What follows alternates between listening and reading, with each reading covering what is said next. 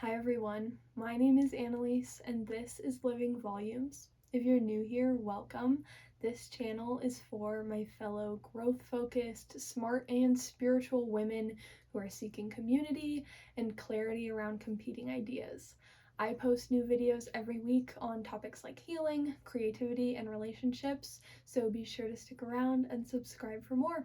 And with that, let's hop right into the video. Today's video is for the woman who does not know what to do with her life.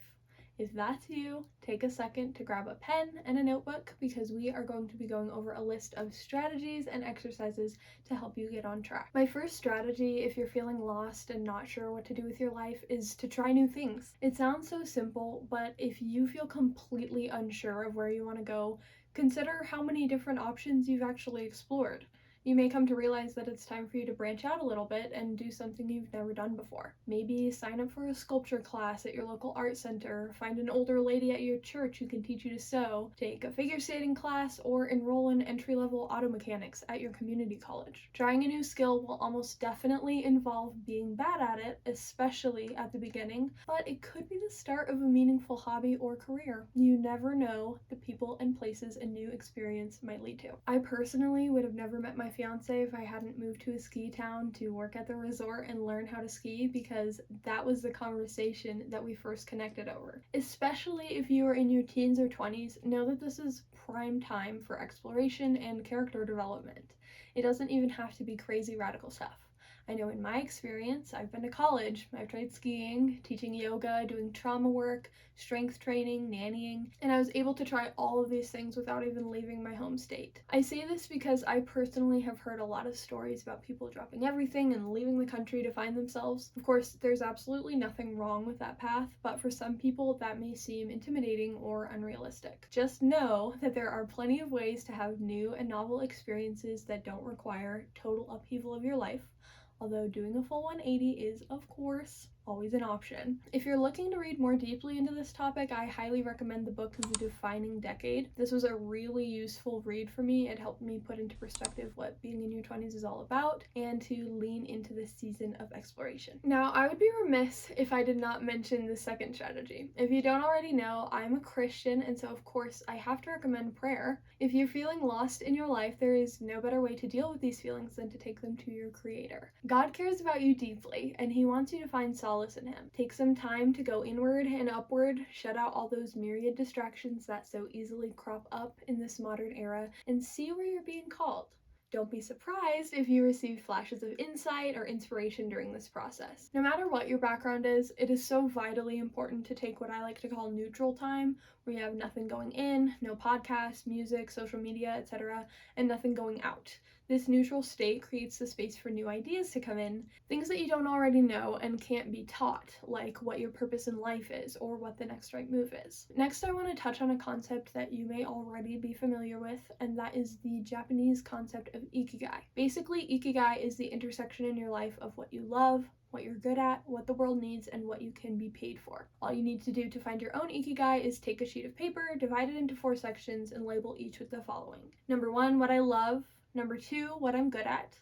Number 3, what the world needs. And number 4, what I can be paid for. I recommend filling these sections out one at a time. You can set a timer for 3 to 5 minutes, free write for that duration, and rinse and repeat for each section. Once you've completed the brainstorming process for each of these elements, go through and see if there are any ideas that come up in multiple sections. This is a great way to gain clarity on what your place is in the world, and when you find something that hits all 4 criteria, congratulations! It's time to get to work. Alright, my next strategy is for the girlies who have too many ideas for what they could do with their lives. There's that one TikTok trend that's like the feminine urge to try everything. This exercise is for those girls. I do want to honor that there is something so beautiful about expressing your creativity in every which direction. If that's your thing and you feel fulfillment in that, do you. Keep going. But if the endless possibilities kind of paralyze you and make it too hard for you to even take action, this exercise will help you narrow down what it is you truly want to pursue. Ready? Okay, pen to paper, write down a list of 25 things you're interested in. This could be archaeology, darkroom photography. Think about if you only had the resources to do 5 of these things in your lifetime, which 5 would you pick? Be ruthless here and make sure to narrow it down to your top 5. So you have your list of the 5 things you most want to do in your life. Now what about the other 20 subjects you wrote down? This is going to sound harsh, but I recommend you completely abandon them. Why?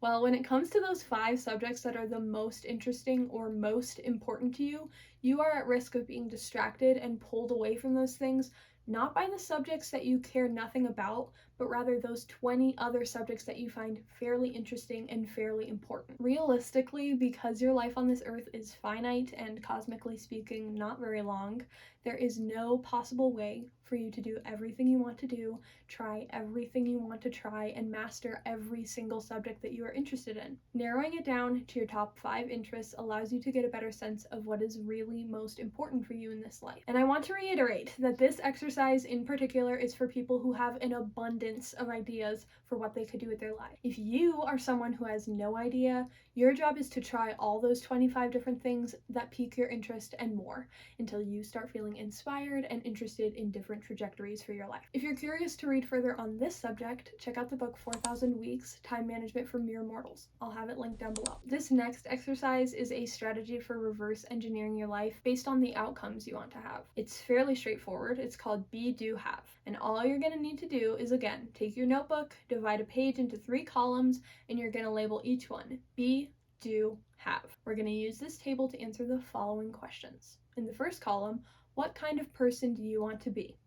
In the second, what do you want to do in your life? And column number 3, what are the experiences, relationships, attitudes, or information you want to have? Set a timer for 10 to 20 minutes and take time to write down all of the things you want out of your life. This is a great jumping off point for figuring out what to do next.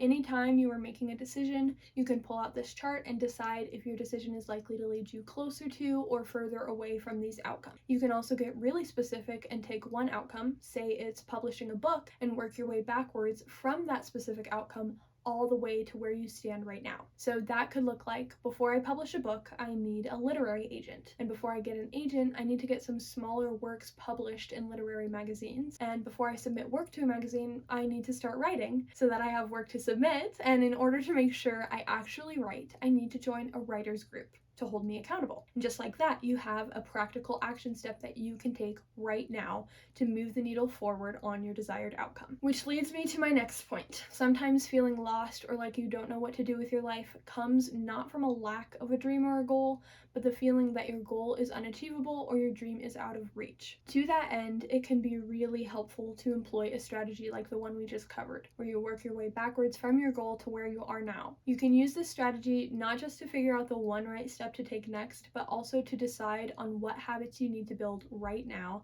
and then build them. Whatever your dream is, no matter how far-fetched, there are habits and practices you can build from exactly where you are right now that can help you make forward motion in the direction you want to go. I'm not going to go too deeply into this topic right now. I'd be happy to make a video all about habits in the future. Comment below if that interests you at all. But if you want to learn more about how to build effective habits, I highly, highly recommend the book Atomic Habits by James Clear. I know this book has been having its moment in the self-improvement world right now, but I just recently listened to the audiobook and it really is that good. This book will also be linked below. Okay, ladies, that is all I have for you today. I hope you found some useful takeaways in this video, but now I want to hear from you. What are some of the things that have worked for you when it comes to feeling stuck or figuring out what to do with your life? Please sound off down below. You might just give somebody the exact answer that they're looking for. As always, you can find a written blog post on the same topic over on my Substack linked below. And if you're interested in working with me one-on-one, you can shoot an email to annalise@livingvolumes.com. Thank you all so much for joining me today.